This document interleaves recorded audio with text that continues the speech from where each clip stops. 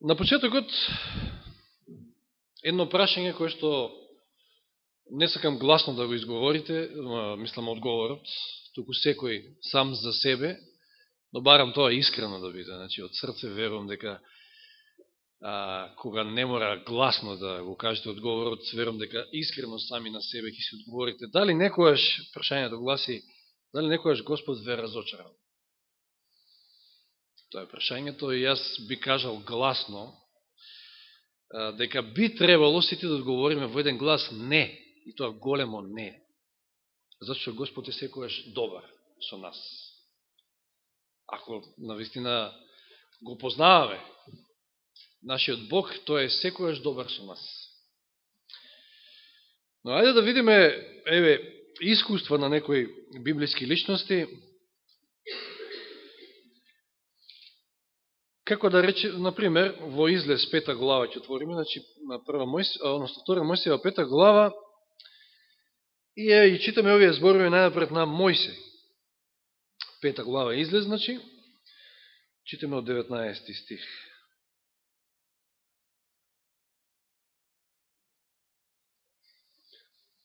Ова е после она прво негово јавување со Арон пред фараонот, кога бараат да се пушти народот, да му се, односно да му се даде неколку дена да прослави свеченост, вика, во моја чест, во Господова чест. И знаете што се случува? Фараонот нешто нема да им ја даде таа чест, вели, кој е тој твој Бог, јас не го познавам. Туку, вели, повторно ќе правите изброј на плитари или на тули, но плевата, во овој случај, самите ќе си ја набавувате, нема ние да ви ја набавуваме, вие ќе одите и нормата е иста. И после ова, Мојсей, ќе читаме зборовите, па вие сами процените дали може би ова се зборови на разочарување. Не само тоа што се случило, туку и народот сега удрил према Мојсија и Арона и од 18 стих може да читаме. Одете на работа, плева нема да ви се дава, ама треба да го правите одреденото количество на плитари. И сега вели, бележниците на израелците се најдува во мака заради заповедта. Не смеете да го намалите секојдневното количество на плитари. Значи, нормата е иста. Се нашле на мака, откако си отидува од кај фараонот, ги најдува Мојсија и Арона кои ги чекаа. Господ нека ве има на око и нека ви суди, им дофрлија на Арона и на Мојсија. Не замразивте кај фараонот и кај неговите дворјани, им дадовте меч во раката за да не погубат. И сето ова премногу му дошло на Мојсија, на самиот старт, значи почеток, знаеме колку недостоен се чувствувал за целата ова мисија за која што Господ го избрал. И сега уште и ова, и вели, Мојсија се врати при Господа и рече, зошто Господи му нанесува штета на својот народ? Зошто ме испрати? Од кога јас стапив пред фараонот и му проговорив во Твое име, тој постапува уште полошо со овој народ. А ти не презема ништо да го избавиш својот народ. Ова се зборови на разочарување. Верувам дека ќе се сложиме. Мојсија се разочарал во Господа. Или еве читаме Асав, еден од неговите псалми, 77 псалм, што пишува во 77 псалм, значи Асав. И еве трети стих. Си спомнувам за Бога и воздивнувам, кога размислувам, ми го снемува здивот. Зошто? Еве 7 стих, па понатаму читаме 7 до 9. Дали Господ ќе отфрли за секојаш и дали ќе биде кога и да е уште милостив? Дали прекрати неговата милост за секојаш, пропадна ли неговото ветување за сите поколенија? Заборви ли Бог да биде благодатен или гневен, ја затвори својата милост? Слушнете и овие зборови на Асав, значи. Зборови на разочарување. Или дали воопшто треба се спомнува Јона? Ајде да свртиме таму. Затоа што ќе разгледаме подоцна малку повеќе стихови од Јона, книгата на пророкот Јона.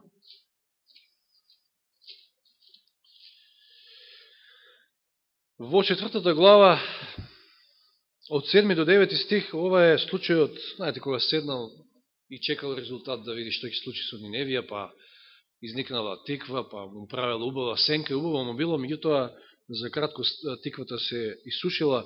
Вели, но утреден при осамнувањето Бог определи црв да ја подгризе тиквата и таа се исуши. Кога огреа сонцето, Бог определи врел источен ветер и сонцето ја вжештуваше Јонината глава. Те сосем се истошти, посака со сета своја душа да умре. И рече, подобро ми е да умрам, отколку да живеам.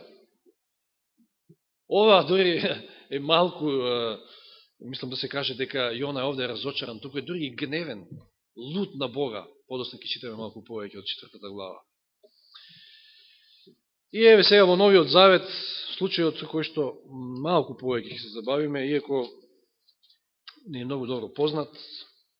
24 глава Лука, оние 20 ученици, едниот го знаеме, Клеопа, другиот некој велат дека може би бил баш Лука. Не се знае. Разочарани, денот недела, денот кога Исус воскреснал, меѓутоа тие разочарани одат кон Емаус.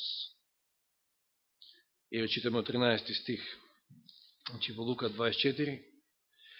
И ете во истиот ден 20 од нив одеа во едно село наречено Емаус, оддалечено 60 стади од Јерусалим, и разговараа меѓу себе за сите овие настани. Додека тие разговараа и се запрашуваа, сам Исус им се приближи и одеше со нив, но на нивните очи не им беше дадено да го препознаат. И им рече, какви се тие зборови што ги водите пате меѓу себе и зошто сте нажалени?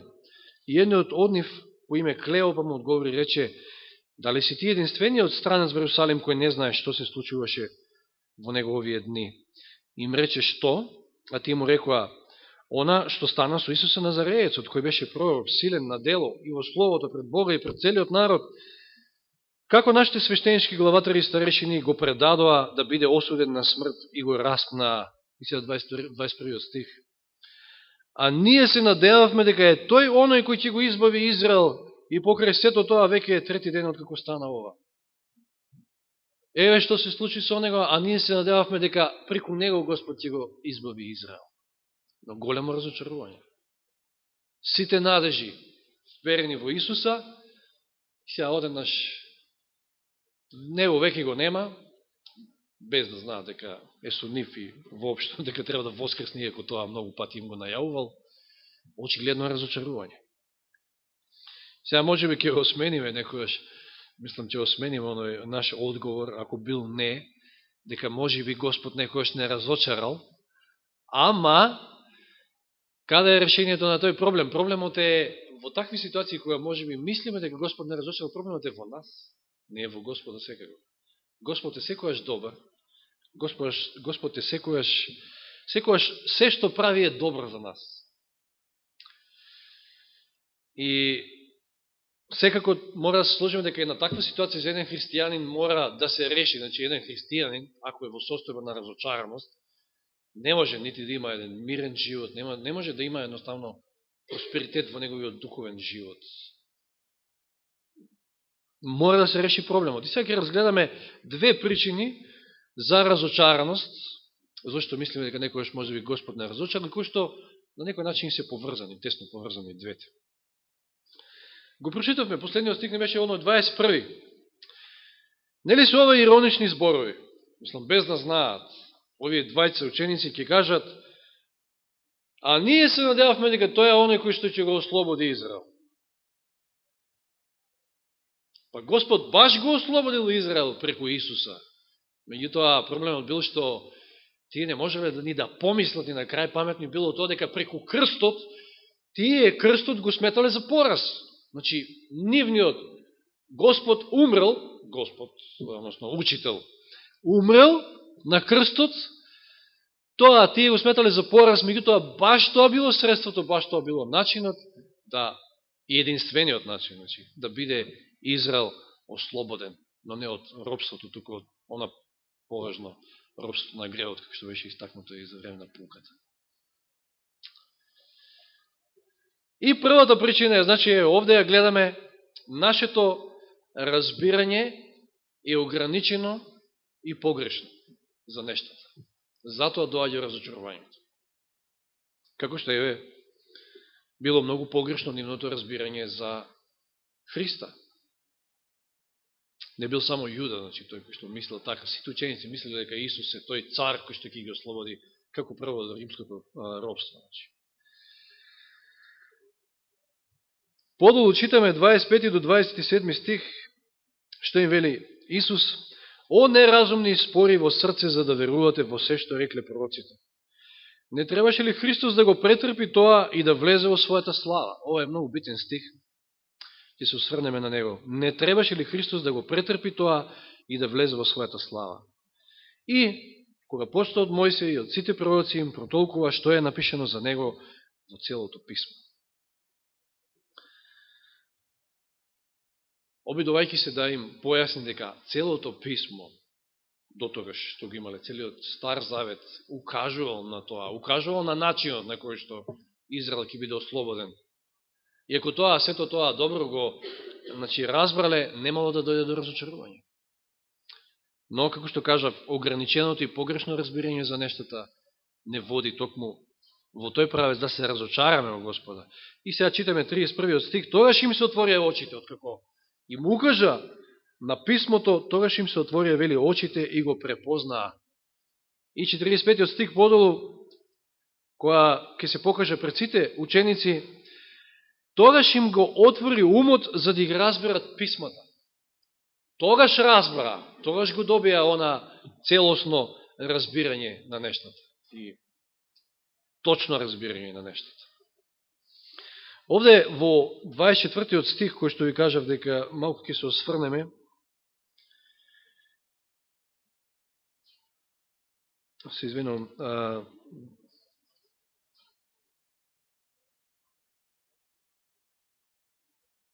26 стих, еден битен принцип. Вели, не требаше ли Христос да го претрпи тоа, да пострада, за да влезе во својата слава? Ова е битен еден принцип кој што често пати се среќа во Библијата. Значи, низ страдањата влегуваме во слава. Да се сетиме на некои ликови, да речеме, Јосиф, како пример. Јосиф добил сон дека сите негови браќа ќе му се поклонат. Да, тоа се случило, ама доека да се случи, тој минал низ многу тешки моменти. Продаден во робство во Египет, за да потоа на крајот, кога бил поставен како втор човек во тоа царство, се оствари сонот. Потоа Давид бил избран за цар, меѓутоа од моментот кога бил избран за цар, помазан од Господа, од тогаш почнуваат сите негови проблеми, прогонство од Саул. Дури, значи, цела она надеж што ја имал, знаете колку псалми напишал врз основа на сите тие негови животни искуства, ќе дојде до еден момент кој ќе каже вакви зборови. Прва книга Самуилова, значи ова се зборовите на Давид. Прва книга Самуилова, читаме во 27 глава. И први стих. 27.1. Прва Самуилова. Како да потонале сите негови надежди, овде вели, Давид си рече во себе си, сепак ќе загинам еден ден од Сауловата рака. Иако Господ ги го изводил од многу ситуации, сепак ќе загинам еден ден од Сауловата рака, па затоа нема ништо подобро за мене, туку да се спасам во земјата на филистејците, да избегам јас од тука, најдобро би било така. И тогаш Саул ќе прекрати да ме бара натаму по сите израелеви краеви и ќе се избавам од неговата рака. Каде ти е Господ? Но навистина му било тешко на Давид. Не сите овие страдања да влезе во славата. Или и самиот наш Господ Исус Христос во Исаија 53 глава, на многу добро позната глава, и последните два стиха, односно 10 и 11 стих, 12 е последниот. Но на Господа му беше угодно да го порази и тој го предаде него на мачење. Кога го жртвува својот живот како принос за грев, ќе види потомство, ќе ги продолжи своите денови и Господовата воља ќе се исполни преку него. Заради страдањата на својата душа ќе види светлина и ќе се насити со незиното сознавање. Мојот праведен слуга ќе оправда мнозина и нивната вина ќе ја земе на себе. И мнозина ќе се спасат, меѓутоа, преку неговите страдања. Значи, неразбирањето на овој принцип некојаш не носи во разочарување, затоа што Господ сака да не искрши, многу добро да не искрши, затоа што знаеме кои се нашите главни проблеми, севишност и гордост, кои што се всушност суштината на нашата природа. И некојаш треба ни страдања за да влеземе во слава. Некои овакви, некои онакви страдања, но сето тоа е често пати потребно. И ако не го разбереме целосно Господа, ако немаме вистинско разбирање, треба да сватиме барем едно нешто, значи дека неговите мисли не се наши мисли, неговите патишта не се наши патишта. Често пати си замислуваме некои работи да се одвиваат во некој одреден тек, меѓутоа не се така. Затоа што неговите мисли не се наши мисли. Неговиот план не е наш план, неговиот тајминг не е наш тајминг, кога ќе се случуваат некои нешта. Минатата вечер, значи синоќа, читавме за параболата на блудниот син и баш го опфативме синоќа тој дел за помладиот син, следниот петок ќе читаме за постариот. И дури овде ги гледаме овие моменти. Кога дошол на себе помалиот син? Значи зел тоа што му припаѓало, отишел во далечна земја, кога дошол на себе? Кога пострадал? Кога се нашол во неволја, кога немал ништо да јаде? Кога се нашол со свињите? Тогаш дошол на себе и си рекол да се вратам јас кај својот татко. А пак од друга страна, но пред да преминеме на постариот син, јас би спомнал за Манасија нешто, имавме поука во втора книга Летописи, кај што читавме тамо 34-та, меѓутоа за Манасија во 33-та глава. Да се подсетиме само на моментот исто со Манасија. Манасија бил страшно лош цар. Одел по патиштата на неговите предци, значи, го правил она што не му е угодно на Господа. И, читаме од 10-тиот стих, значи, втора книга Летописи, 33 глава. Истиот принцип го имаме и кај Манасија. Господ ги опоменуваше Манасија и неговиот народ, значи 33:10, но тие не послушаа, затоа Господ ги доведе против нив војноначалниците на асирскиот цар, го фатија Манасија со куки, го врзаа во двојни железни вериги и одведоо во Вавилон. Кога се најде во неволја, забележите од стихот, кога се најде во неволја, почне да му се моли за милост на Господа својот Бог. Некој, мислам дека брат Зоран беше го спомнал овој момент исто. Некојаш го бараме Господа само кога сме во неволја. И длабоко се покаја пред Бога на татковците. Еве што довело до длабоко покаяние кај Манасија. Се молеше и Бог му се смилува, те го послуша неговото просење и го врати во Ерусалим во царството. Тогаш Манасија, внимавајте, созна дека Господ е Бог. Тогаш Манасија го доби она вистинско разбирање, вистински го свати Господа. Че требаше да помени за еден ваков момент во својот живот.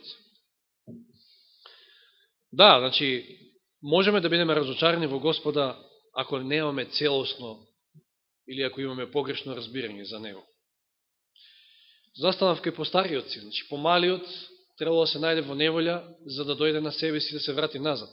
А постариот син, и сега ова е вториот дел, втората причина зашто некојаш се разочаруваме во Господа, како го поднел сето тоа постариот син, враќањето на помалиот син.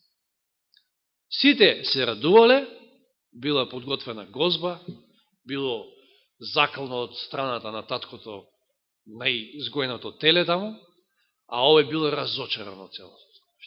Зошто се разочаран? Втората причина е поврзана со она прва причина. Значи, не го разбрал вистински својот татко или Господ во параболата. И второ, што требало да го промени, ние треба да го промениме некојаш односот кон некои нешта. Во конкретниот случај, односот кон загубените, односот кон оние кои што заталкале, односот кон овој изгубен свет, односот кон грешниците на овој свет. Тој немал вистински однос кон него, кон својот брат. И затоа бил луд и разочаран од постапките на таткото. Значи, треба да го промениме некојаш нашиот однос, не само кон ближните, туку и кон многу други работи. Еве, читаме повторно во Јона, реков дека ќе се осврнеме малку на тој момент, затоа што е доста така јасен и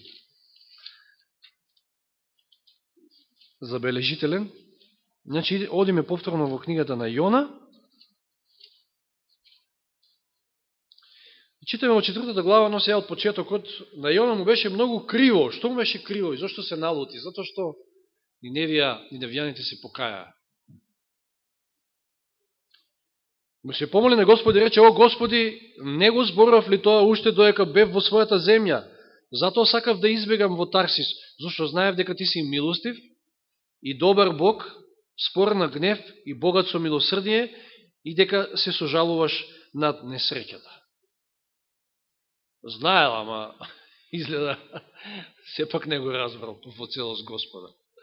Туку сега, кога се случило помилувањето, затоа што се покаале, 120.000 луѓе, цел еден град се покајал и Господ ги одржал во живот, пропаднал неговото пророштво и сега тој вели: знаев дека си таков.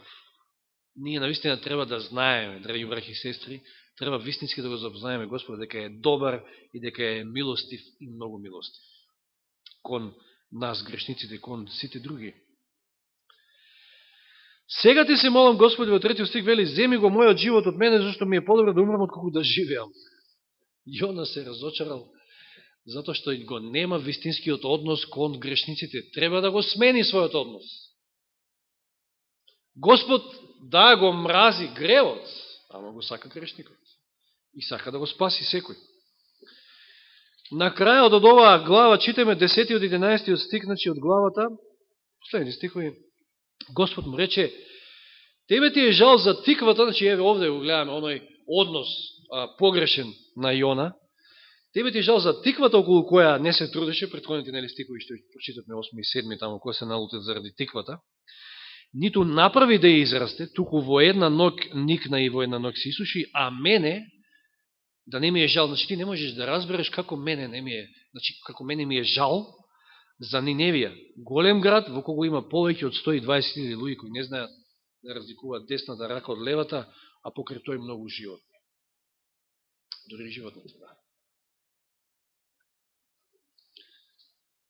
И Јона, и ние денеска треба да сватиме Езекијел 33.11, познат стих. Езекијел 33.11.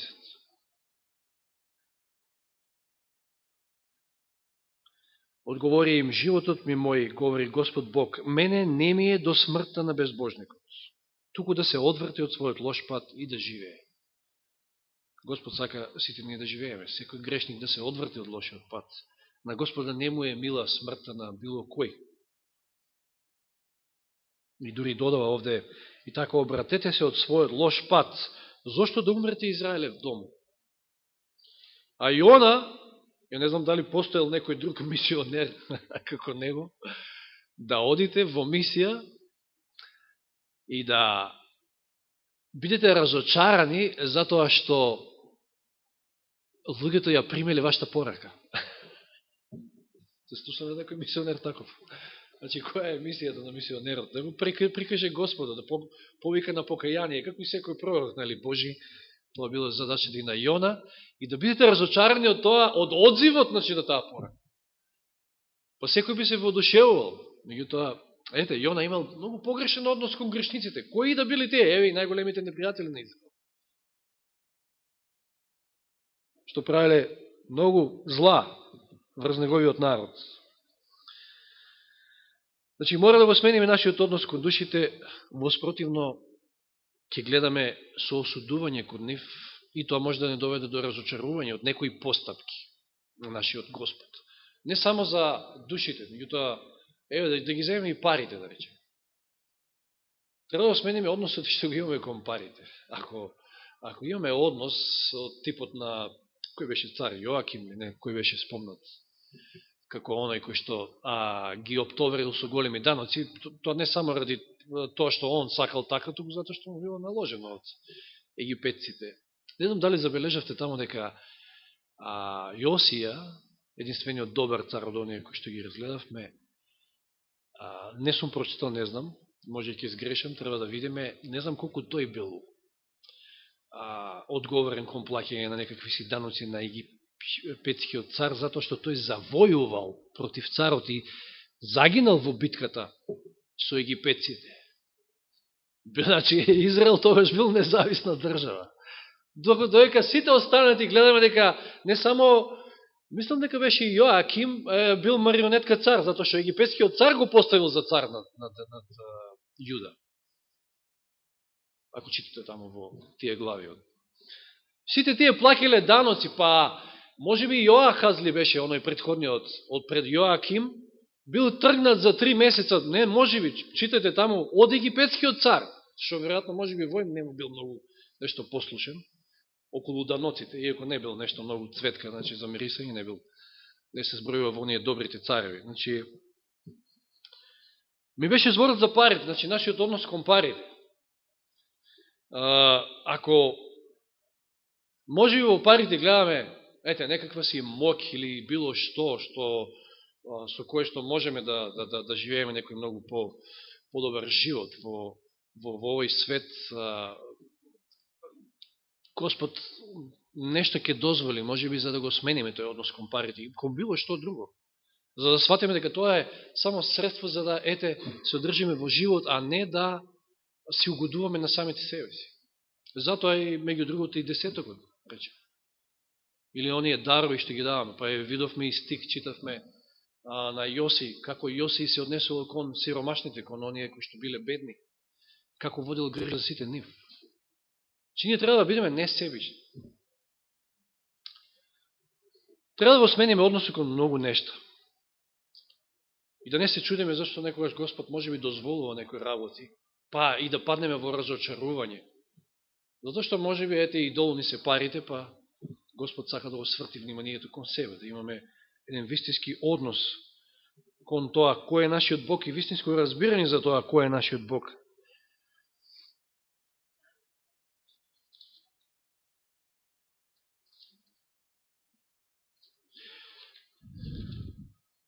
Господ е милостив и Господ е долготрпелив, она што го истакнавме и читаме во Лука 9 глава, Евангелие според Лука 9, 54 и 55.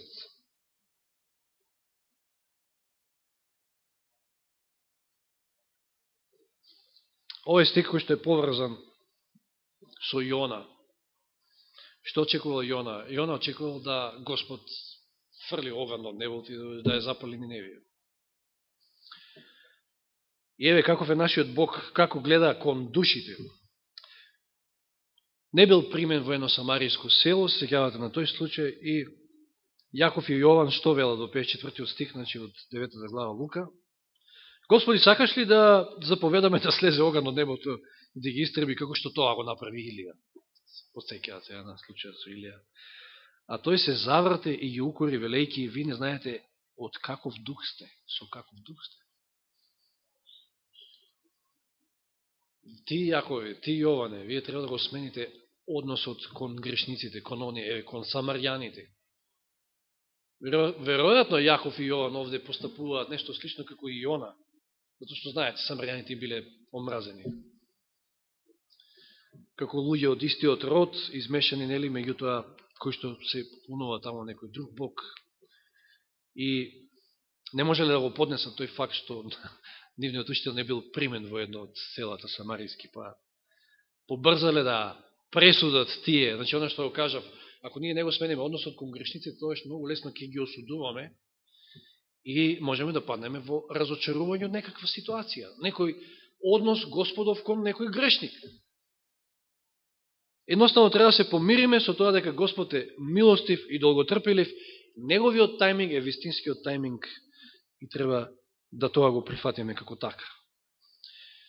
Значи, кои беа двете причини да ги спомнеме на крајот пак? Значи, нашето нецелосно, ограничено или погрешно разбирање за Бога може да не доведе до мислата дека сме се разочарале во Господа, да се разочараме од Него, од некои Негови постапки, нешто се не случува во животот. И второ, треба да не наведе на тоа да го промениме нашиот однос, да сватиме дека имаме погрешен однос кон нештата и да се обидиме со Божја помош да го промениме нашиот однос, а ова е тесно поврзано и со разбирањето на нашиот Бог, каков и што е. На крајот би завршил, би кажал дека едноставно, ако некојаш некои работи не можеме да ги разбереме, и тоа не води до разочарување, најлесно е да оставиме да Бог биде Бог, ние да не изиграваме нешто богови или било што, туку да си го најдеме своето место, а нашето место е покрај на колена, покрај неговите нозе, да учиме, како што тоа го учела Марија, покрај Исусовите нозе. Нека Господ ни помогне да навистина го разбереме, навистина го осознаеме, како што е имал прилика и шанса и Манасија, иако бил таков зол, да се покаеме, да дојдеме кај него и со вистинско разбирање да не паѓаме во разочарување.